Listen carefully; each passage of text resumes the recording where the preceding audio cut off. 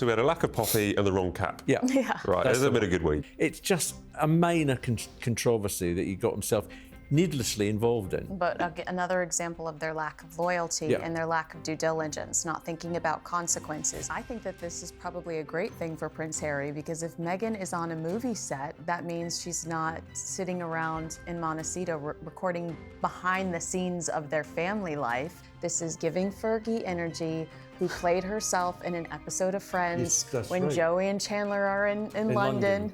But this is also giving, something we'll discuss throughout the show, I'm sure, Kardashian energy. I don't think she's actually got a real purpose in the sense of a career. To see them chasing after Tyler Perry, Oprah Winfrey, Justin Bieber, and the Kardashians was incredibly disappointing.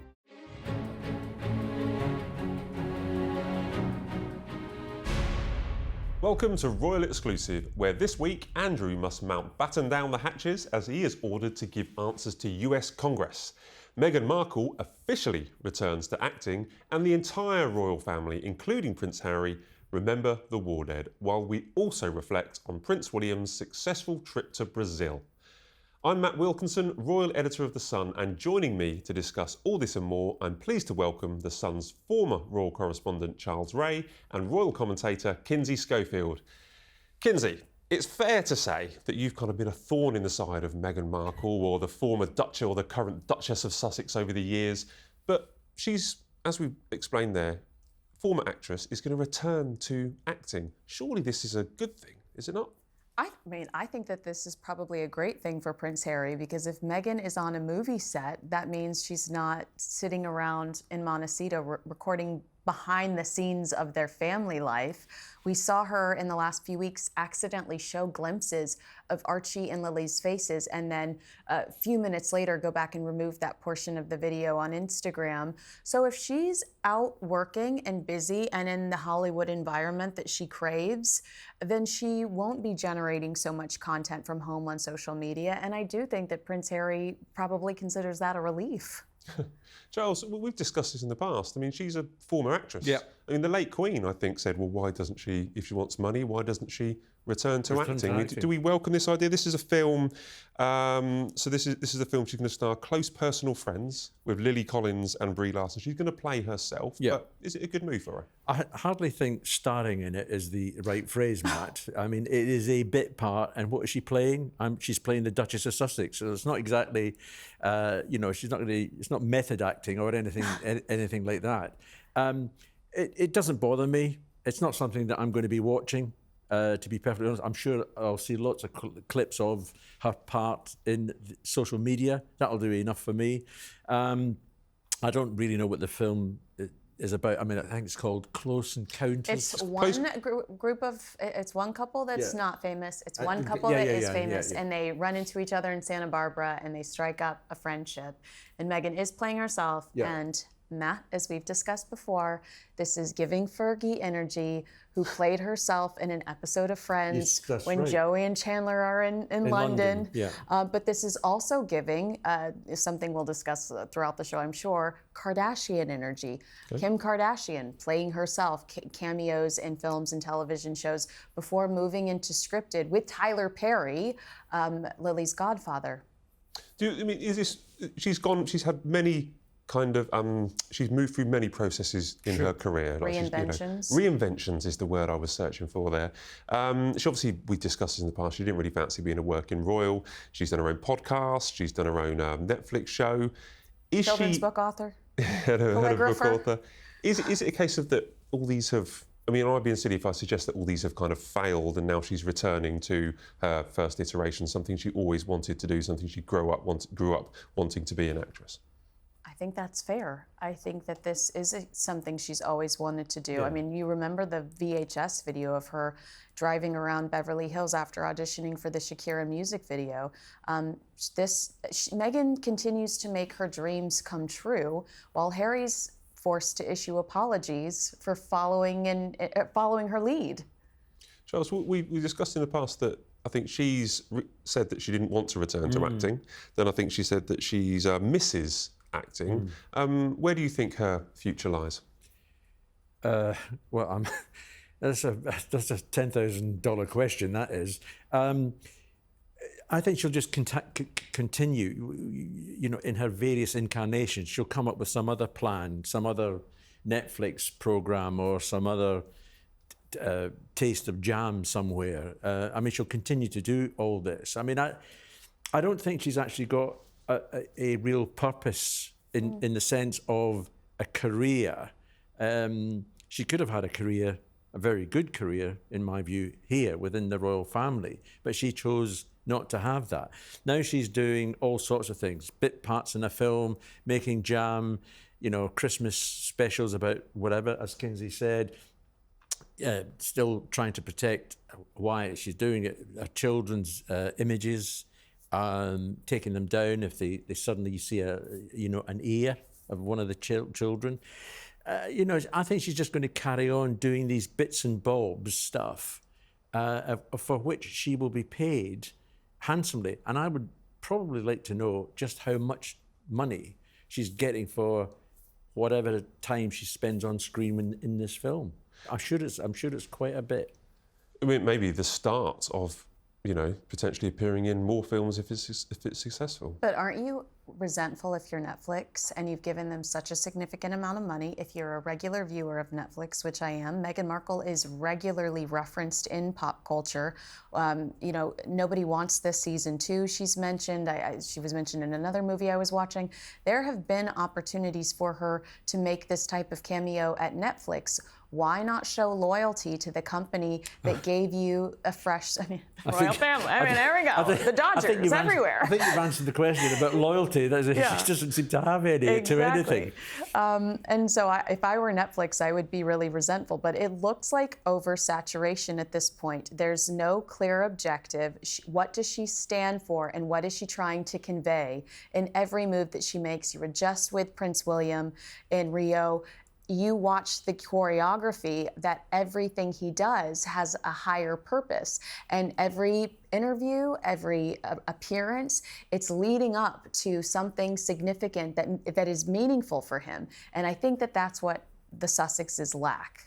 Okay, yeah, so what you're saying is there, with William, particularly the royal family, there is a path, there is a plan, and it does feel, I think I agree with you, it does feel a bit scattergun with Meghan. Suddenly she's doing a cameo here, suddenly she's a businesswoman, suddenly she's doing a podcast, and, you know, trying to make something stick, trying to make something work. You mentioned about Netflix.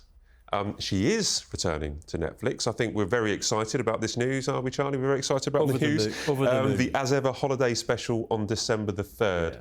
Kinsey, you're over here from the United States. Holiday specials, I think, are more of an American thing. I don't really think we get them on UK TV because you have Thanksgiving and Christmas. Are you looking forward to As Ever holiday special?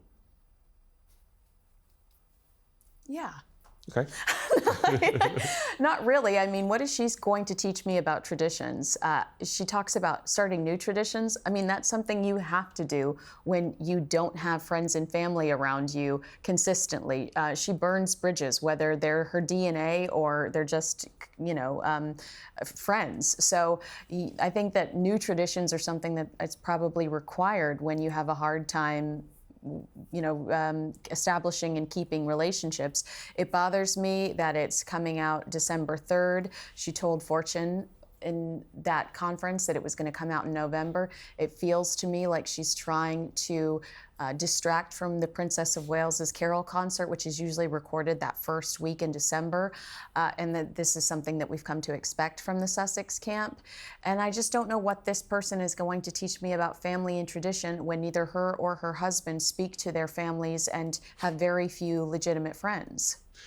It's very, very well put, I think, there, Charlie. I mean, it could feasibly be the last As Ever show, because we know that they've got only two series and they've got this holiday special. Would you miss it if it was the last one? Oh, like a hole in the head. Oh. Yes. No, I haven't watched. I haven't watched this second one. I watched a bit of the first one. I mean, it's not for me. It doesn't grab me. It's titled As Ever. If it becomes As Never, I'll be quite happy. Doesn't bother me in the slightest. Am I on my own here thinking that I believe her future should be acting? Her future should be, appearing in movies and even cameos? No. No. Yeah. No, I don't think her future's in acting at all. I mean, what has she done? She appeared in an average series called Suits, in which... And we won't talk about what she did on Beverly Hills 90210. We won't talk about what she did on Beverly Hills 90210. And what was the other one? She carried a case in... Deal or No Deal. She's in multiple Hallmark movies. Yeah. No, I think you have a point. That's easy work for her. She shows up and she's herself. And then she gets to be on movie sets, the type of movie sets she was never on before she married Prince Harry. These are big deals. Sure. And everybody's catering to her, and she's getting to be the star that she always wanted to be. And again, it's a limited script. She's not having to do a lot of work. That's why I've always said she wants to be an influencer, because it's a 30-second video and you make a couple grand. It's a little work for a lot of money.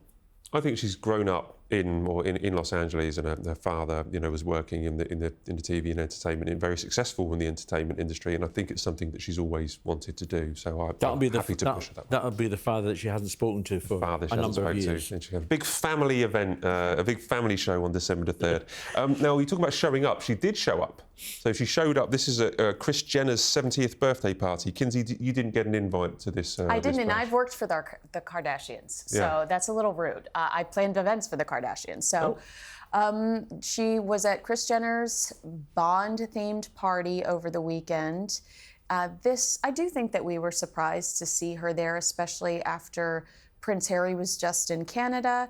I really felt like Prince Harry was trying to honor Remembrance Day in a way that I had not seen from him in a few years.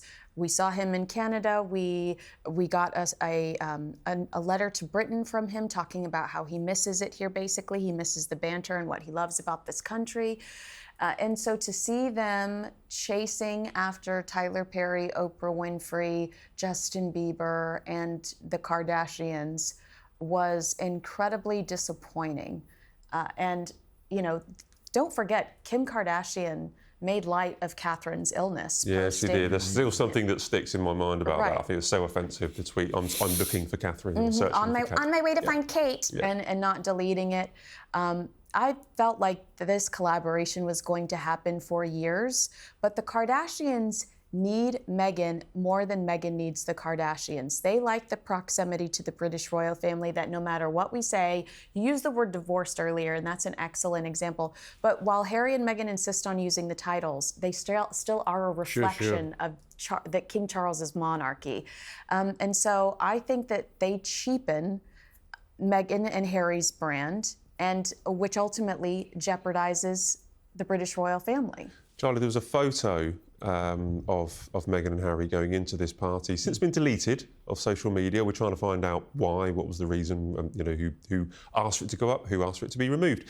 But from that one picture, you can read 1,000 things into a picture. Meghan looked absolutely happy. She was holding on to Harry's hand, walking behind him. He didn't look particularly happy at that party. No, he didn't. I was surprised to see how glum he looked, but I mean, he's been looking quite glum for quite a while, to be perfectly honest. And it was interesting as well. I agree with Kinsey. When that weekend, particularly in this country, we are marking, the death of so many troops in various wars. He's out partying, with Kim Kardashian. He's still wearing his poppy. I appreciate that. And he's just come back from Canada, where he, was helping support veterans there. But she wasn't wearing a poppy.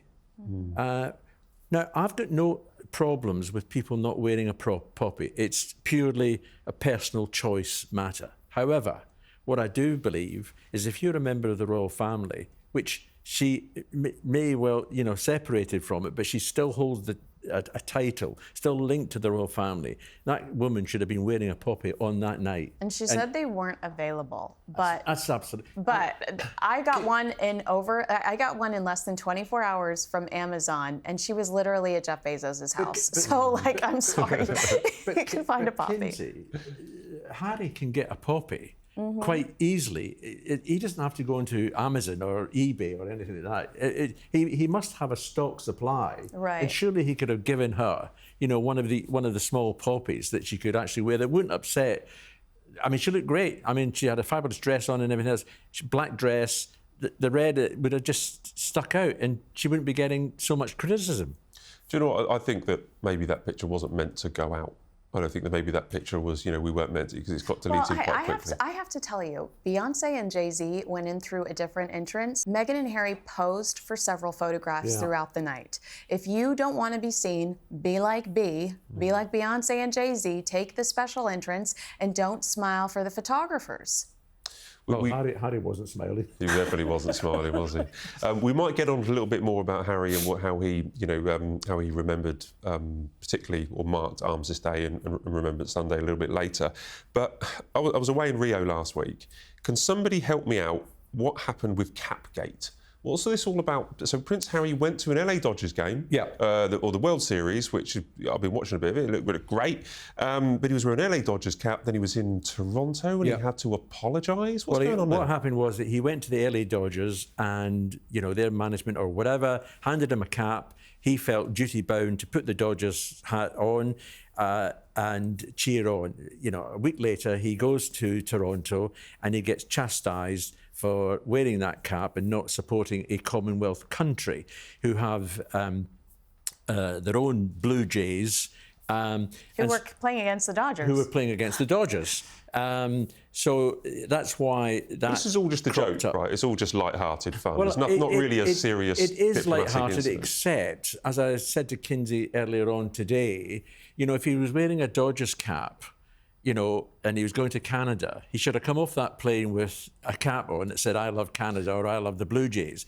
I mean, I think you've got to remember that if you're going to wear one cap and you're going to a different country, particularly a Commonwealth country, which is linked to the UK and also then linked to the royal family, they took it as probably a light-hearted insult. But he came up and said, "Oh, I had to wear the cap because there was the hot lights and I'm losing my hair and everything else." And he made light of it in a Canadian speech to some veterans. But it's just a minor controversy that he got himself needlessly involved in. But another example of their lack of loyalty and their lack of due diligence, not thinking about consequences. If you know that the plane ticket is booked and you're on your way to Canada, why would you insult them by wearing the other team's hat at a ball game?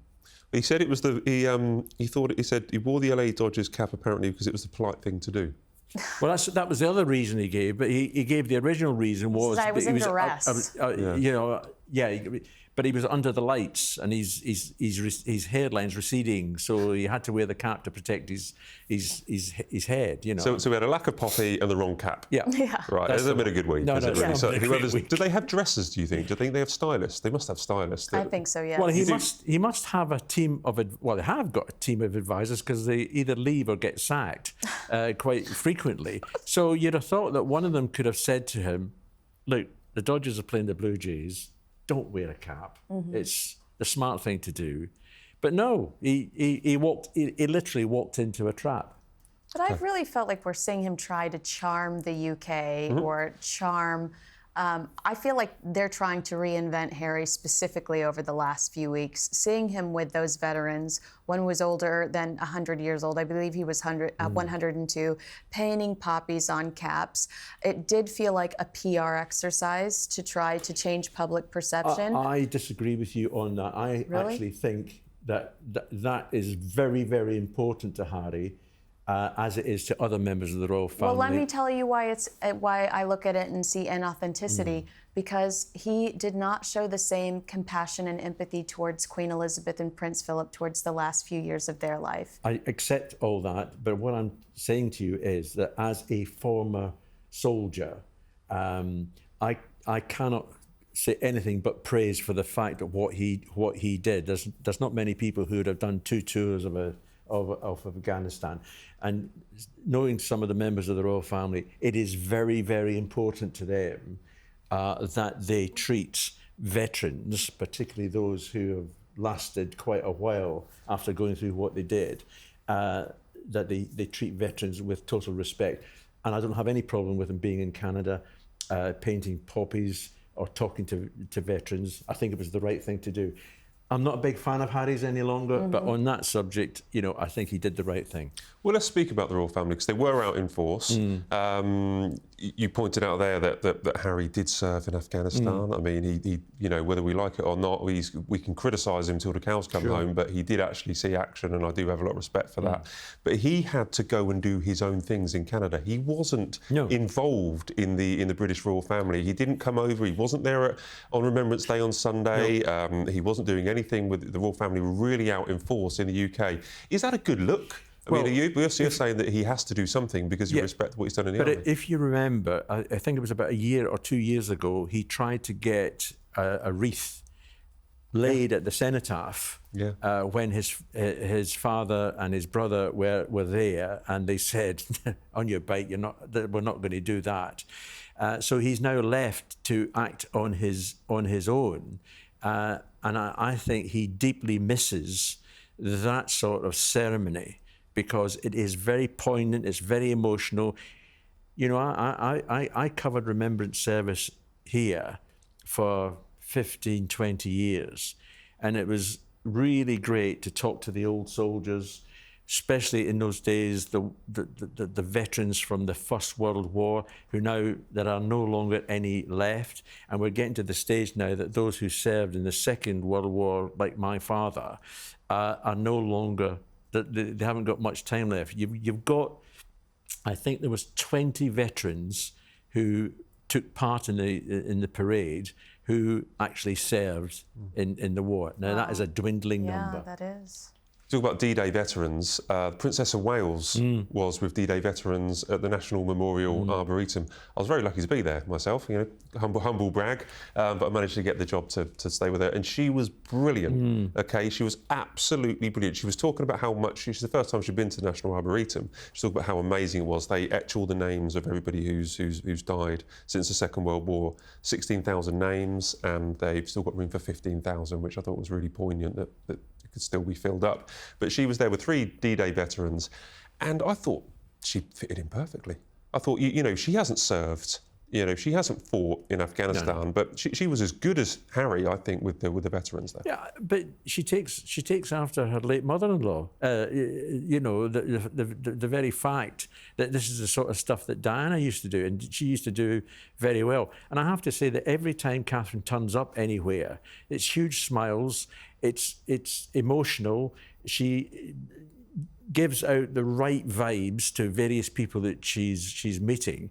I mean, let me just tell you one little story about Diana, and that was that she was meeting a mother at Kensington Palace, and we were there, and this mother was really upset. She was nervous about meeting the Princess of Wales. Diana was about 5 minutes late, not terribly late, but as soon as Diana came into the room, she ignored everybody else that was in that room, went straight over to her and said, "Hello, I'm Diana. I'm sorry I'm a bit late, but I had trouble getting the kids to school." Now you've got that complete empathy with another mother. You know, that you don't learn that stuff. That's you're born with that. Well, Kinsey, you say I keep bragging, but I was there. But I agree with Charlie that we don't miss Harry in on Armistice Day or Remembrance Sunday, but he does have currency because he did serve, and I think he's quite good in that environment. But I don't think we miss him.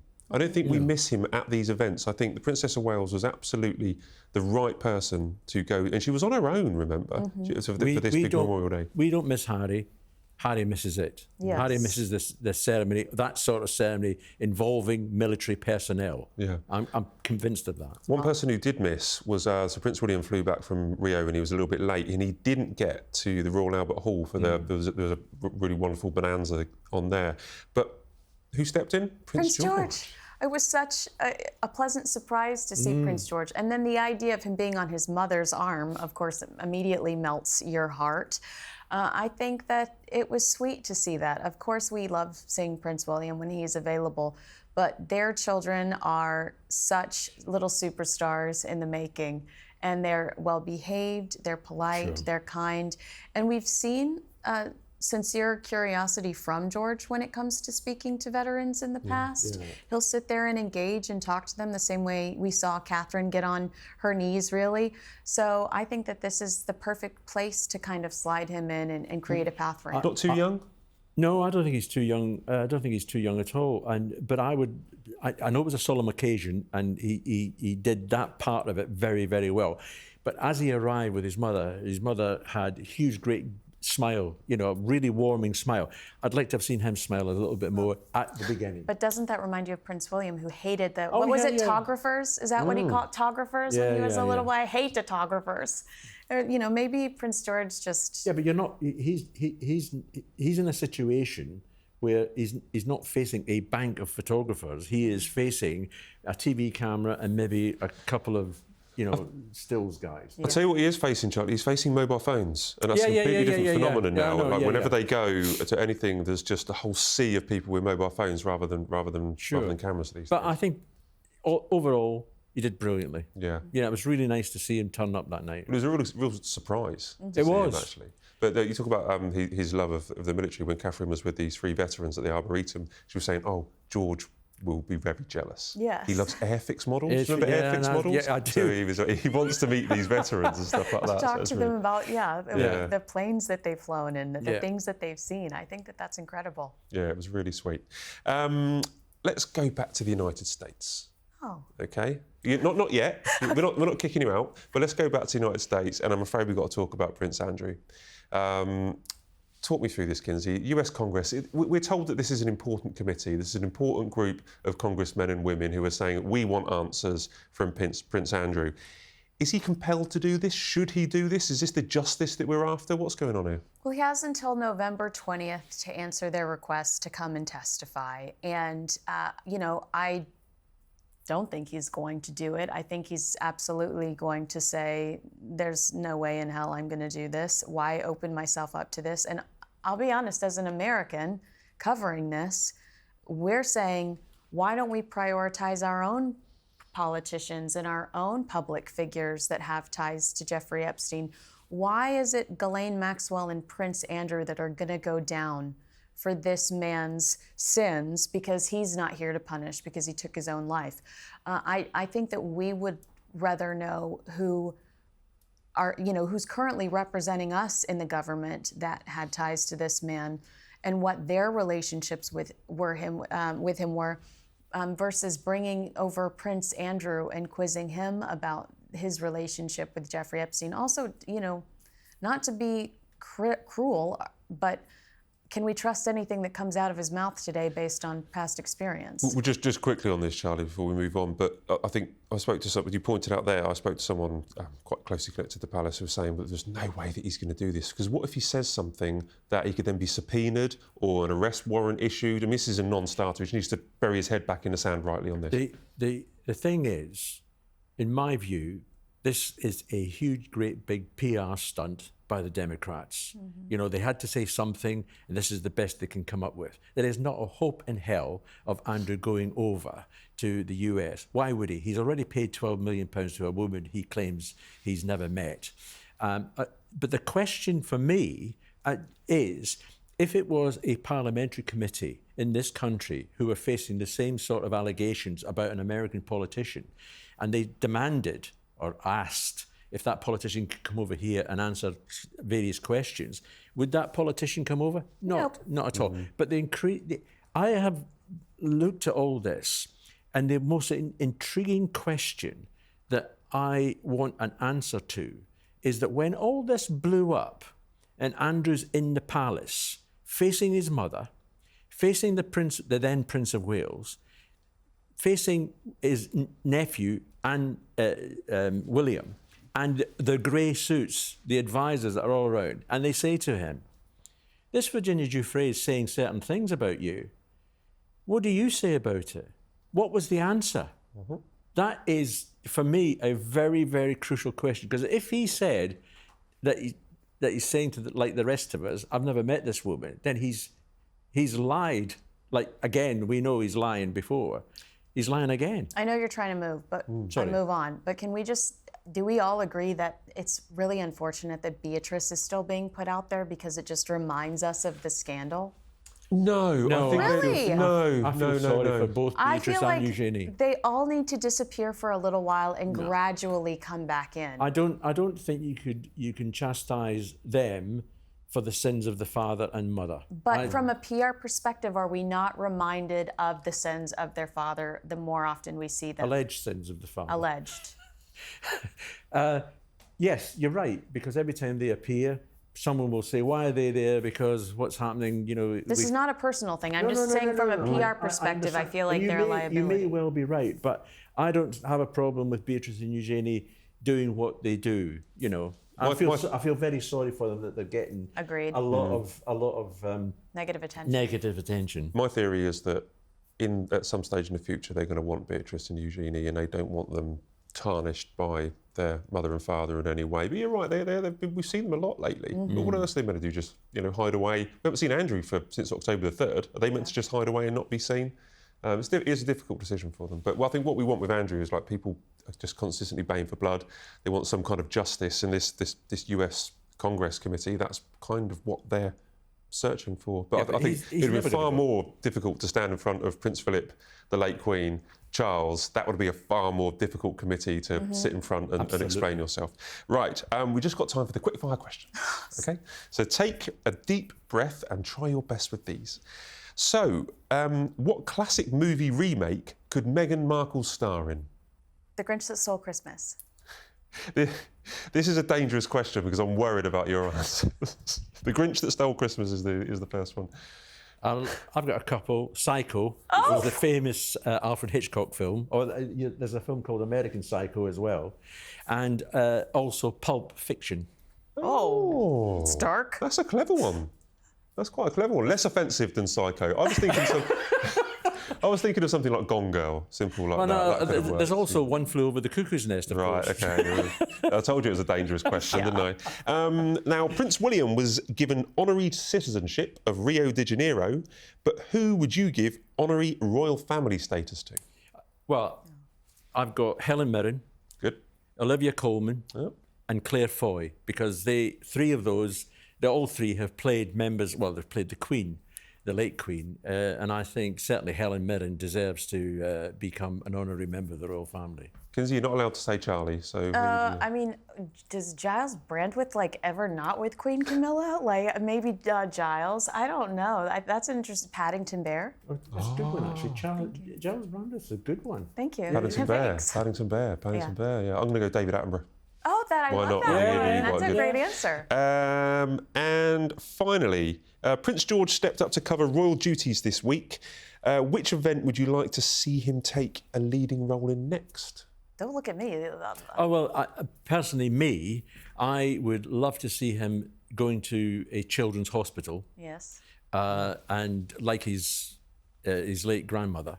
And I think he could communicate very, very well with children who are in hospital for a variety of reasons. Very sweet. Robert Irwin is on Dancing with the Stars right now, who is an ambassador for Earthshot, and Prince William showed up on Dancing with the Stars to wish him well. Oh, yes, I could see Prince George teaming up with him and them doing some cute videos on rescuing animals and endangered species, so I would like to see that. I would like to see George being a boy. I want to see him be a teenager and a boy before he gets thrust into being a working royal adult. I'd like to see him do some scout work or something like that, or play some football. I'd like to see him, be a teenager before we suddenly go, you are now a working adult member of the royal. I wasn't suggesting we should put him up a chimney next week. Do you know what I mean?